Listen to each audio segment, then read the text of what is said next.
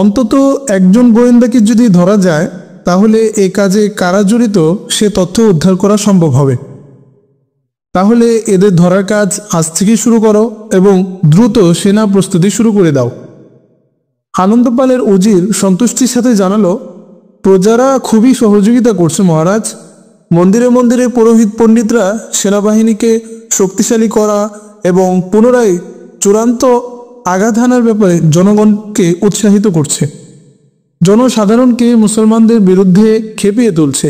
ফলে সেনাবাহিনীতে দলে দলে যুবক ভর্তি হচ্ছে এবং প্রজা সাধারণের পক্ষ থেকে অঢেল ধনসম্পদ রাজকোষে জমা হচ্ছে। রাজা আনন্দপালের রাজপ্রাসাদে ঘোড়ার দেখাশোনা এবং বেয়ারা ঘোড়াকে বাগে আনার কাজে নিয়োজিত ছিল সোয়াইব আর মুগানি নামের এক মুসলমান। সে ছিল সুঠাম ও স্বাস্থ্যবান, দীর্ঘদেহী ও অভিজ্ঞ অশ্বারোহী। সে পেশোয়ারের অধিবাসী।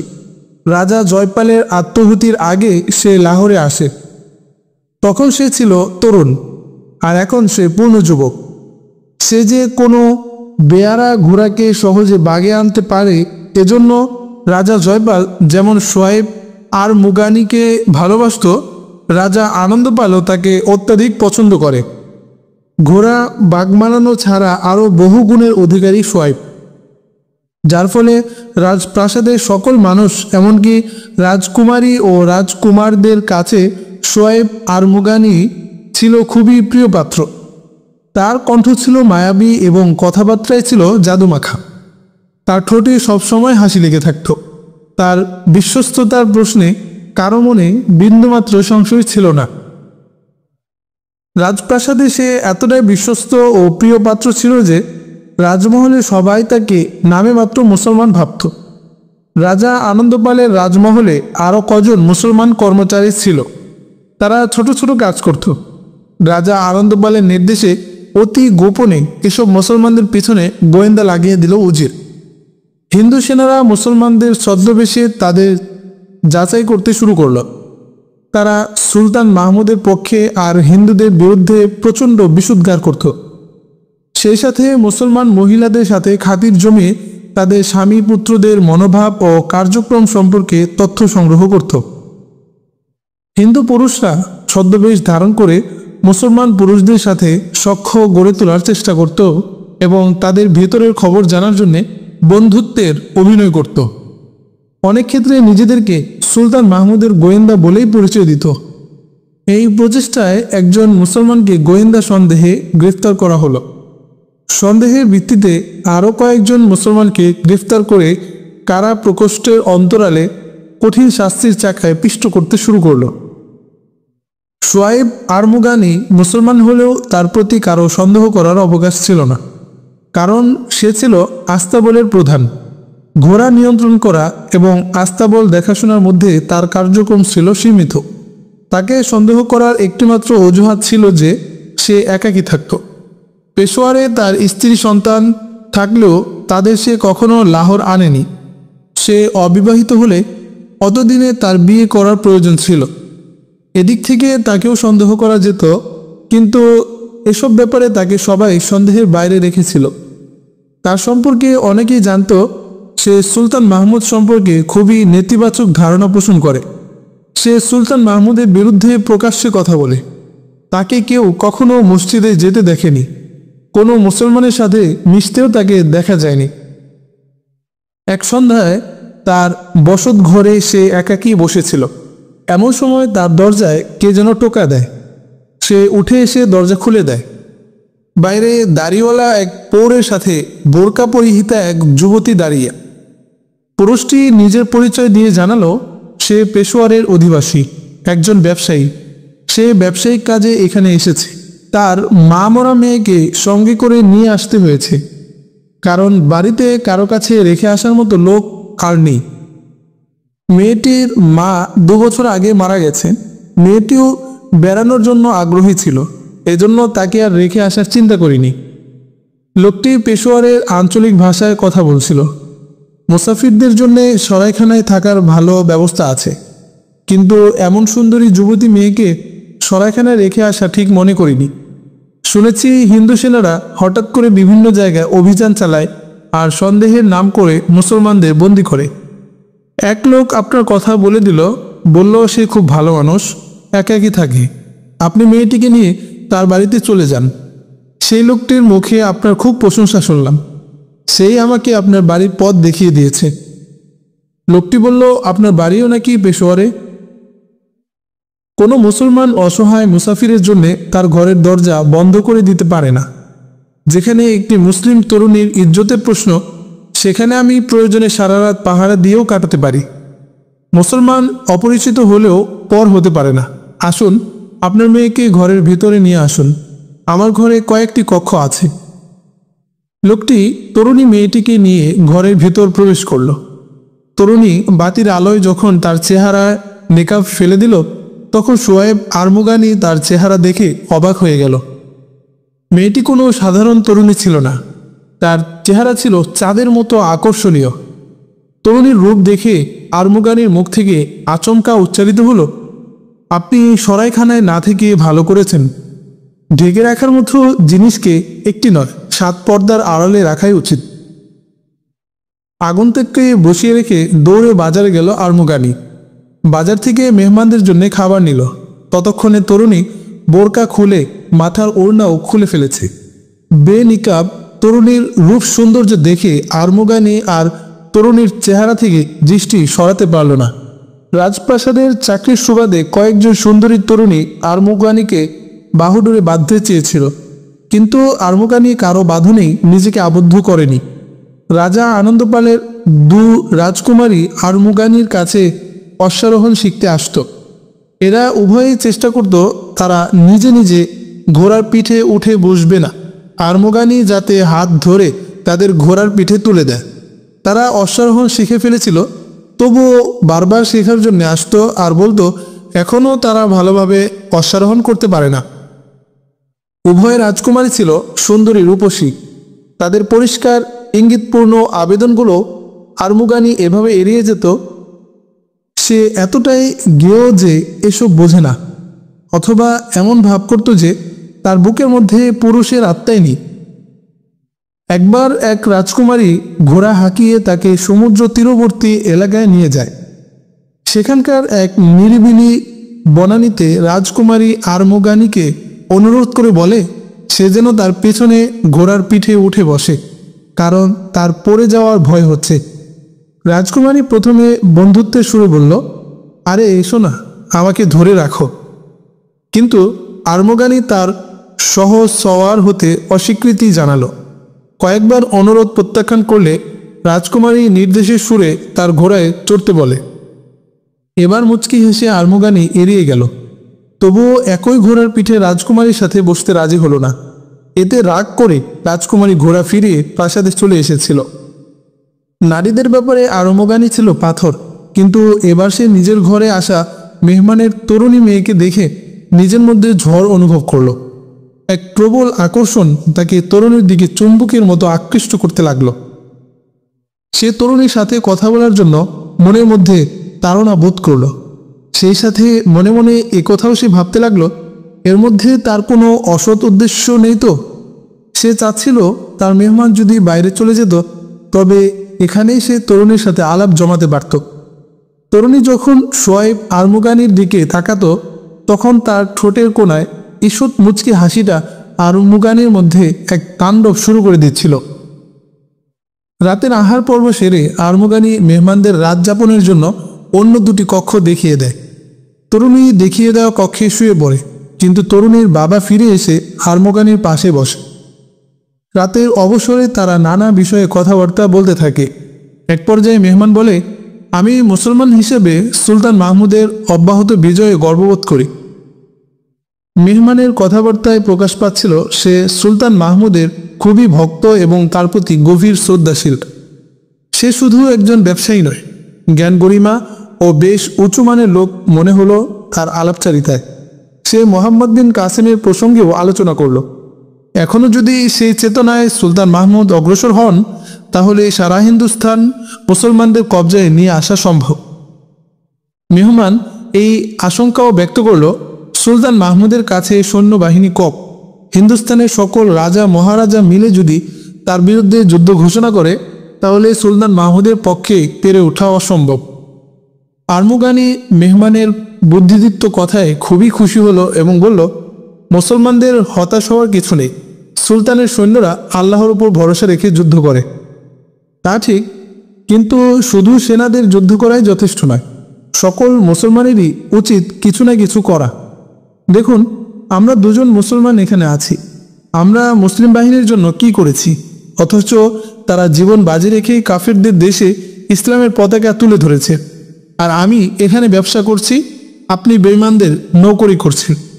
মেহমান বলল, এখন করছি বটে, প্রয়োজনে আমি চাকরি ছেড়ে দেব।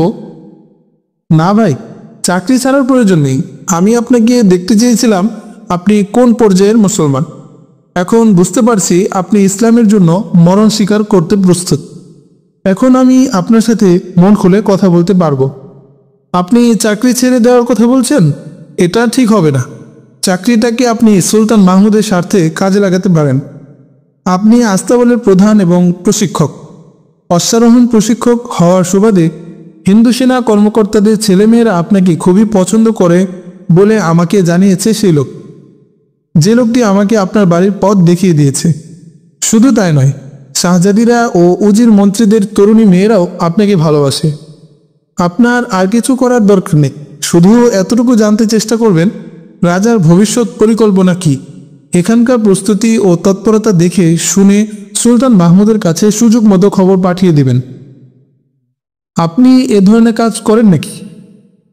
একটা রহস্যময় হাসি দিয়ে মেহমান বলল, আসলে আমি যথার্থই একজন ব্যবসায়ী, কিন্তু ব্যবসায়িক কাজে আমার লাহোর আসার কোনো প্রয়োজন ছিল না। আমি উট বোঝাই করে মালপত্র নিয়ে এজন্যে লাহোর এসেছি, যাতে এখানকার পরিস্থিতি অনুধাবন করতে পারি। রাজা আনন্দপাল কি করেছে, তার রণপ্রস্তুতি কোন পর্যায়ে এবং কবে নাগাদ সে মুসলমানের বিরুদ্ধে যুদ্ধ করার পরিকল্পনা করেছে, এসব জানাই হলো আমার মূল উদ্দেশ্য। ওদিকে সুলতানের কিছুটা সময় দরকার। কাশগড়িদের সাথে যুদ্ধ করতে গিয়ে তার বিপুল সৈন্য হারাতে হয়েছে। সেনাবাহিনীকে পুনরায় তৈরি করার জন্য তার কিছুটা সময় একান্তই দরকার।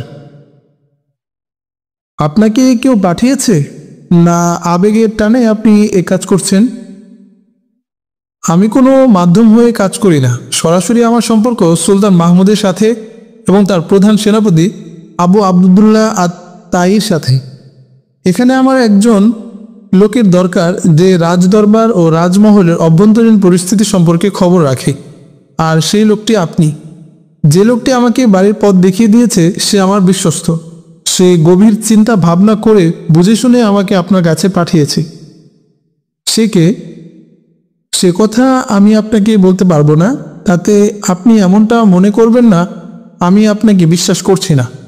আমি সবই আপনাকে জানাবো, কিন্তু আপনাকে এই প্রতিশ্রুতি দিতে হবে যে আপনি আমার কাজে সহযোগিতা করবেন। যদি আপনি আমাকে ধোঁকা দেন তাহলে পস্তাতে হবে। মেহমানের এসব কথা শুনে আরমুগানির মাথা নিচু হয়ে গেল। সে গভীর চিন্তায় পড়ে গেল। আপনি একটু ভেবে দেখুন, সুলতান মাহমুদের প্রয়োজনে আমি আমার তরুণী মেয়েকে পর্যন্ত ব্যবহার করার জন্য তৈরি হয়ে গেছি। প্রচণ্ড আবেগে কাঁপা কাঁপা কণ্ঠে বলল মেহমান। এমন রূপসী তরুণী যে প্রয়োজনে পাথর ভেঙে ভেতরের তথ্য বের করে আনতে পারবে। এমনও হতে পারে যে এখানে আমাদের কোনো নাশকতামূলক তৎপরতা চালাতে হবে। আমার দুটি কথা মনোযোগ দিয়ে শুনুন, বলল আরমুগানি। মেয়েদেরকে কখনো এ কাজে ব্যবহার করবেন না। মুসলমান মেয়েরা প্রয়োজনে লড়াই করে। অতীতে বহু ক্ষেত্রে মেয়েরা ময়দানে লড়াই করেছে, কিন্তু গোয়েন্দা কাজের জন্য তাদেরকে কাফেরদের মনোরঞ্জনের জন্য ছেড়ে দেবেন না। এটা সম্পূর্ণ হারাম। এই ঘৃণ্য কাজ বেঈমানরা করে। মুসলমানরা নারীর ইজ্জত রক্ষার জন্য যুদ্ধ করে, ইজ্জত বিকিয়ে দেওয়ার জন্য নয়। দ্বিতীয় কথা হলো, আমি আপনার কোনো সহযোগিতা করতে পারবো না। আমি রাজার খাই, রাজার সেবা করি। রাজা আমাকে এত পারিশ্রমিক দিচ্ছেন যে তা আমার শ্রমের তুলনায় বহুগুণ বেশি। একদিকে আপনি ইসলামী চেতনা ও মর্যাদার কথা বলেন, আর অপরদিকে বেঈমানদের নিমক হালালি করেন। অথচ আমি শুনেছিলাম আপনি খুবই সাহসী ও নির্ভেজাল ইমানদার মানুষ। এই উভয়টাই আমার মধ্যে আছে। সাহসও আমার আছে, ইমানেও কোনো ঘাটতি নেই। কিন্তু তাই বলে মুসলমান নিমক হারাম হয় তা আমি বলতে পারবো না। তাহলে তো তাড়াতাড়ি আমার লাহোর ছাড়া দরকার, কারণ আপনি আমাকে ও আমার মেয়েকে ধরিয়ে দিতে পারেন। এখানকার বিশ্বস্ত লোকেরা আমাকে বলেছে সন্দেহ হলে মুসলমানদেরকে রাজার সৈন্যরা পাকড়াও করছে। চকিতে বসা থেকে উঠে তাক থেকে কোরআন শরীফ নামিয়ে মেহমানের দিকে বাড়িয়ে দিয়ে বলল, পবিত্র কোরআনের শপথ করে বলছি, আমি আপনাকে ও আপনার মেয়েকে কখনো ধরিয়ে দেব না, আপনার সাথে কোনো ধরনের ধোঁকাবাজি করব না। এখন আপনি শপথ করে বলুন এ কাজে আপনি আপনার মেয়েকে কখনো ব্যবহার করবেন না, আর আপনি সুলতান মাহমুদ গজনবীকেও ধোঁকা দেবেন না। মেহমান কাল বিলম্ব না করে কোরআন শরীফ স্পর্শ করে প্রতিজ্ঞা করল। কিছুক্ষণ নীরব থেকে বলল, মেয়ের ব্যাপারে প্রতিজ্ঞাবদ্ধ করে আপনি আমার উপর জুলুম করেছেন। আপনি জানেন না আমি কি ভয়ানক ঝুঁকিপূর্ণ কাজ করছি। যদি আমি ধরা পড়ে যাই তাহলে আমার মেয়েকে করুণ পরিণতি বরণ করতে হবে। আপনি কি এই মুহূর্তে আমার মেয়ের দায়িত্ব নিতে পারবেন? কিছুক্ষণ তাকে আপনার এখানে রাখতে পারবেন? এই অবসরে আমাকে ব্যবসায়িক কাজে একটু বাইরে কাটতে হবে। কোনো তরুণী মেয়েকে অনাত্মীয়ের ঘরে রাখা আশঙ্কাজনক কাজ, কিন্তু আমি আপনার অনুরোধ প্রত্যাখ্যান করতে পারছি না, আবার গ্রহণ করতেও ভয় পাচ্ছি। মেহমান বণিক বসা থেকে উঠে ঘরের মেঝেতে মাথা নিচু করে পায়চারি করতে থাকে। কিছুক্ষণ ভেবে বলল, আমি যদি আপনার কাছে আমার মেয়েকে পেশ করি তাহলে আপনি তাকে স্ত্রী হিসেবে গ্রহণ করতে রাজি হবেন? আমি চাচ্ছি নিজে ওর বিয়ে পড়িয়ে দেব। আপনি আমার মধ্যে এমন কী গুণ দেখতে পেলেন যে এমন সুন্দরী মেয়েকে আমার মতো একটা সাধারণ লোকের কাছে বিয়ে দিতে চাচ্ছেন? আমি নিজেকে আপনার মেয়ের জন্য উপযুক্ত মনে করি না। তোমার সবচেয়ে বড় গুণ তুমি গোয়েন্দা নও, এজন্যই আমি তোমাকে যাচাই করতে চাচ্ছিলাম তুমি গোয়েন্দাগিরি করো কিনা।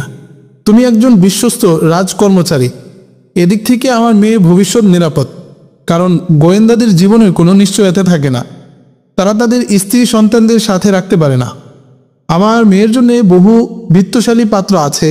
পেশোয়ারে অবস্থানকারী এক ডেপুটি সিপাহসালার আমার মেয়েকে বিয়ে করতে আগ্রহী, কিন্তু আমি সম্মতি দেইনি। আমি কোনো বিত্তশালীর কাছে মেয়ে বিয়ে দিতে চাই না, কারণ ধনাঢ্য ব্যক্তিরা এক বিবিতে সন্তুষ্ট থাকে না। মেহমানের বিয়ের প্রস্তাবের কথা নিজের কানে শুনেই শোয়েব আরমুগানির যেন বিশ্বাস হচ্ছিল না, কারণ এই তরুণীকে প্রথম দর্শনে সে তার সৌন্দর্যে মুগ্ধ হয়ে গেছে। মেয়ের বাবা নিজ থেকে বিয়ের প্রস্তাব করায় তার পক্ষে এ ব্যাপারে নিয়ে আর ভাবনা চিন্তা করা অপ্রীতিকর মনে হচ্ছে। তারপরও আরমুগানির মাথায় বিক্ষিপ্ত ভাবনারা ভিড় করছে। আমি আজ সন্ধ্যায় আবার আসব, এই বলে আরমুগানির ঘর থেকে বেরিয়ে গেল মেহমান। এখন আরমুগানি আর তরুণী ছাড়া ঘরে আর কেউ নেই। সকালবেলা নাস্তার আয়োজন করে আরমুগানি তরুণীর সামনে রেখে বলল, তোমার নাম কি? মেয়েটির সলজ্জ উত্তর, জারকা। আমার সাথে তোমার বিয়ে হচ্ছে, তোমার বাবা কি তোমাকে একথা বলেছেন? আরমুগানির কথা শুনে তরুণী লজ্জায় মাথা এতটাই নিচু করে ফেলল যে সে যেন লজ্জায় মারা যাচ্ছে। আরে এত লজ্জা কিসের? আমার কথার জবাব দাও জারকা। আরমুগানি তরুণীর চিবুক ধরে মাথা উপরে তুলে বলল, আমাকে ভালো করে দেখে নাও। আমাকে যদি তোমার পছন্দ না হয় তাহলে পরিষ্কার বলে দাও। তোমার ইচ্ছার বিরুদ্ধে সারা জীবনের জন্য আমি তোমাকে শিকলে বাঁধতে চাই না। তুমি অসম্মত হলে আমি তোমার বাবাকে খোলাখুলি নিষেধ করে দেব, বলবো এ বিয়ে হবে না। তরুণী মুখে কিছুই বলল না। আরমুগানির ডান হাতটি টেনে নিয়ে চুমু দিল এবং চোখে চোখ রাখল তরুণী।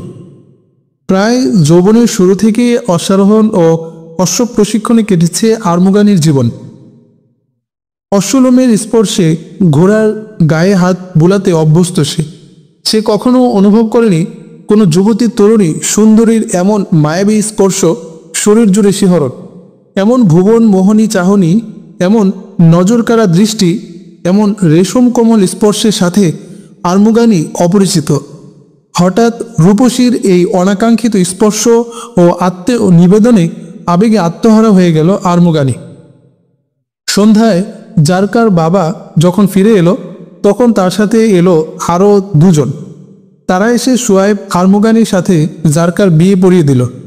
জারকার পিতা জারকাকে বিয়ে উপলক্ষে দামি দামি কাপড়, গহনাপত্র এবং প্রচুর নগদ অর্থ উপঢৌকন দিল। বিয়ে পর্ব সেরে রাতেই জারকার বাবা আর্মগানির ঘর থেকে বিদায় নেয়। তার যাওয়ার ভঙ্গিটা এমন ছিল সে যেন জারকার বিয়ে দিতেই এখানে এসেছিল।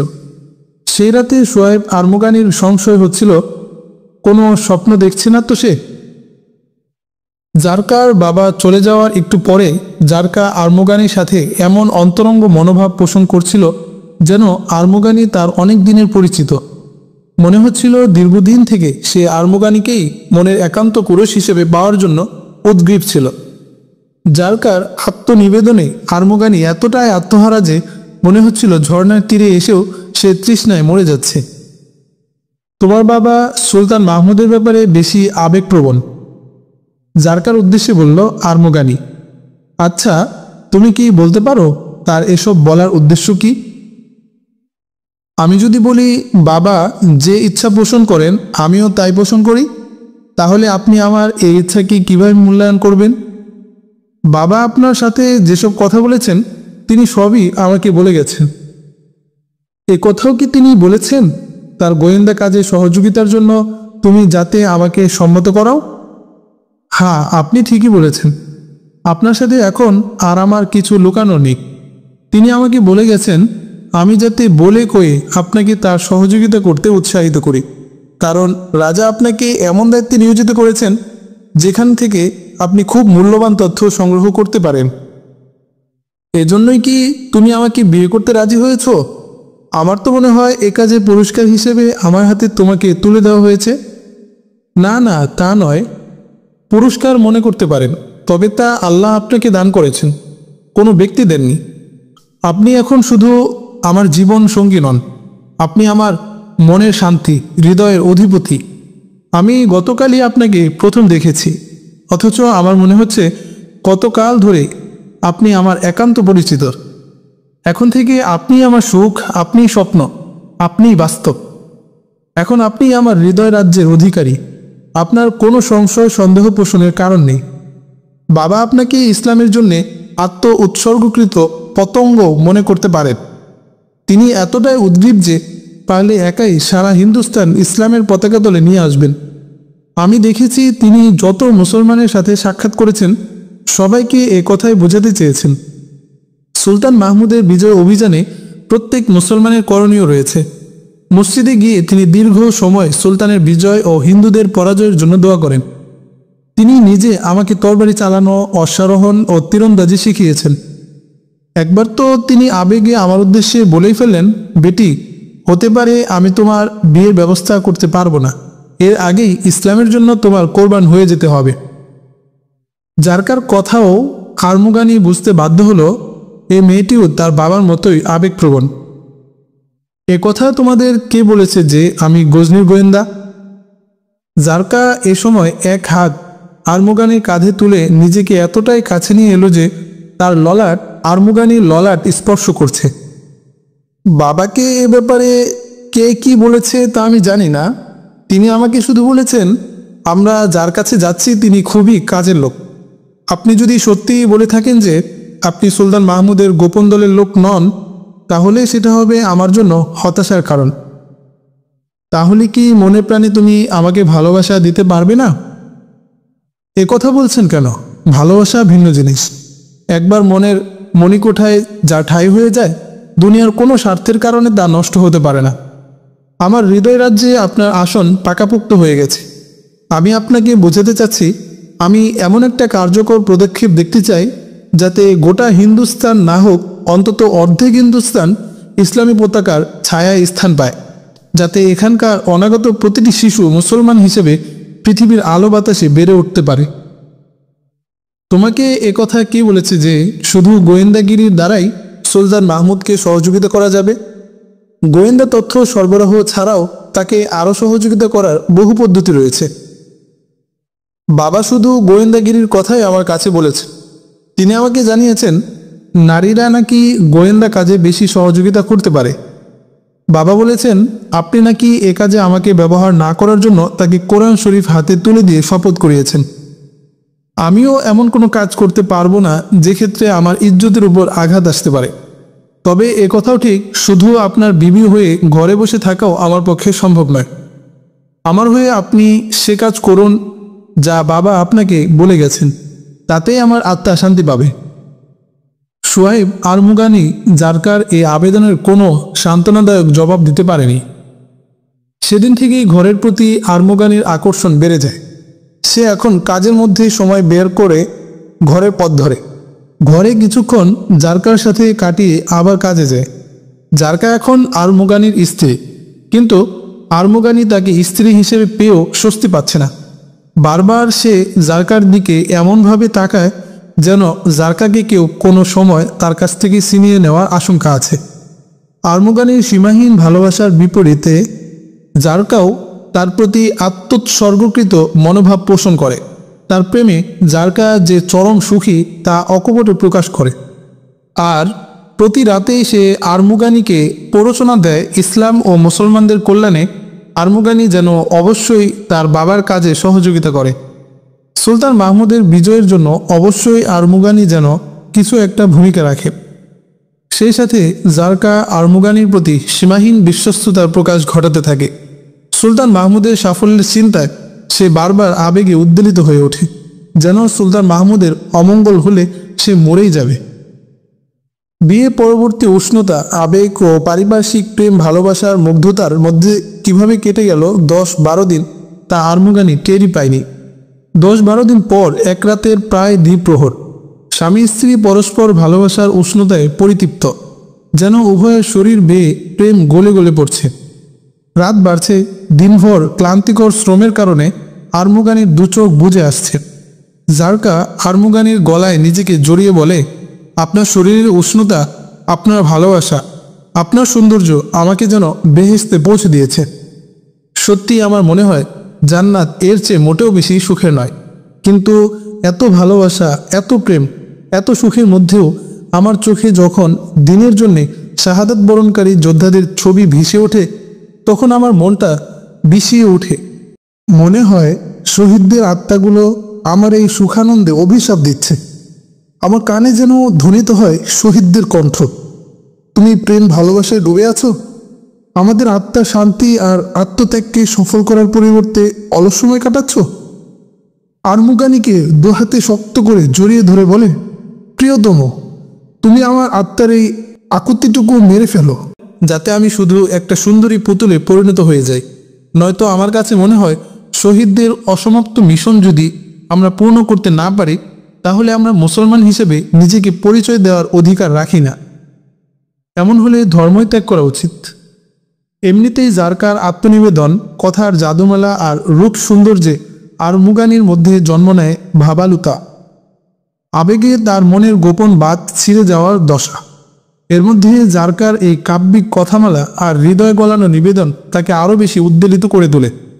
জারকার ভালোবাসা আরমুগানির বোধজ্ঞান, কর্তব্য ও অঙ্গীকারকে পরাভূত করে ফেলে। ফলে দীর্ঘদিন ধরে অন্তরের গোপন কুঠুরিতে পুষে রাখা রহস্যের দেয়াল ভেঙে ফেলে আরমুগানি। সে বলে, জারকা, আমি মসজিদে বসে হাতে কোরআন শরীফ নিয়ে শপথ করে বলেছিলাম জীবন দিব, কিন্তু আমার বন্ধুদের কথা কারো কাছে প্রকাশ করব না। কিন্তু আজ আমি নির্দ্বিধায় শপথ ভেঙে দিচ্ছি, এ কারণে যে এখন আমার বিশ্বাস হয়েছে তুমি শুধু আমার বিবাহিতা স্ত্রীই নও, তুমি আমার সেই সব বন্ধু ও সহকর্মীদের মতোই বিশ্বস্ত যারা পেশোয়ার থেকে এখানে আসার আগে কোরআন শরীফ নিয়ে নিজেদের আত্মপরিচয় গোপন রাখার শপথ নিয়েছিল। জারকা, শোনো, তোমাকে আমার গোপন ভেদ বলে দিচ্ছি।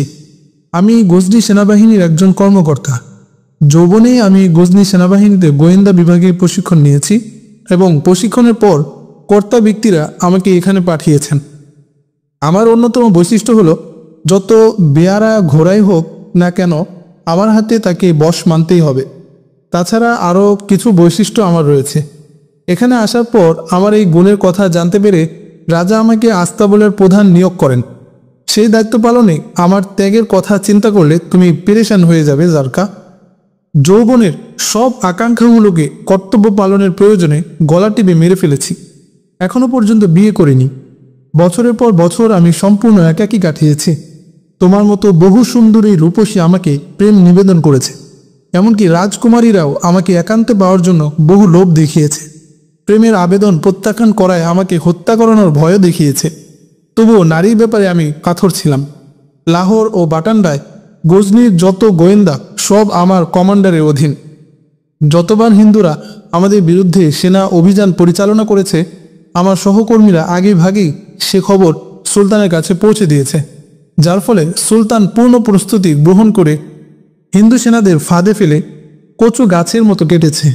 জারকা, আমরা হলাম সেই চোখ, যে চোখ দিয়ে সুলতান গজনিতে বসেও এখানকার প্রকৃত পরিস্থিতি দেখতে পান। আমরা হলাম সেই কান, যে কানের দ্বারা সুলতান গজনিতে থেকেও লাহোর থেকে কয়টি ঘোড়া তার দিকে অগ্রসর হচ্ছে তাদের পায়ের আওয়াজ শুনতে পান। আমার সহকর্মীরা লাহোরে হিন্দু বাহিনীর রসদপত্র জ্বালিয়ে দেওয়ার মতো দুঃসাহসী কাজও সাফল্যের সাথে সম্পাদন করেছে। এখন রাজা আনন্দপাল পুনর্বার সুলতানের বিরুদ্ধে প্রত্যাঘাত করার প্রস্তুতি নিচ্ছে। আমরা আবারও তাদের রসদপত্রে অগ্নিসংযোগের চেষ্টা চালাবো, যাতে সুলতান যুদ্ধের জন্য যথাযথ প্রস্তুতি গ্রহণের সুযোগ পান। জারকা, আমার পক্ষে এই কথা বলা সম্ভব নয়। আর কতদিন আমি তোমার সঙ্গ দিতে পারবো? তুমি এমন একজন মানুষের সাথে নিজেকে জড়িয়েছ যার মাথা জল্লাদের তরবারির নিচে ঝুঁকানো। তোমার বাবাকে আমার এই গোপন পরিচয়ের কথা বলা সম্ভব ছিল না, কারণ তার পরিচয় আমার অজ্ঞাত। জারকা আরমুগানিকে বুকে জড়িয়ে বাহুবন্ধনে আবদ্ধ করে বলল, আপনি আমার হৃদয়কে আনন্দে ভরে দিয়েছেন। আপনার এই কর্তব্য পালনের কথা শুনে আমার দারুণ সুখ লাগছে। আমি ভীষণ গর্ব অনুভব করছি। আমি আপনার সাথে এ মর্মে অঙ্গীকার করছি, আমাকে আপনি যে কোনো কঠিন কাজেই ব্যবহার করুন না কেন, আমি ঠিকই সাফল্যের সাথে সেই কাজ সম্পাদন করতে পারবো। আমাকে যদি আপনি কোনো জায়গায় আগুন লাগাতে বলেন কিংবা আগুনে ঝাঁপ দিতে বলেন, তাতেও আমি বিন্দুমাত্র দ্বিধা করব না।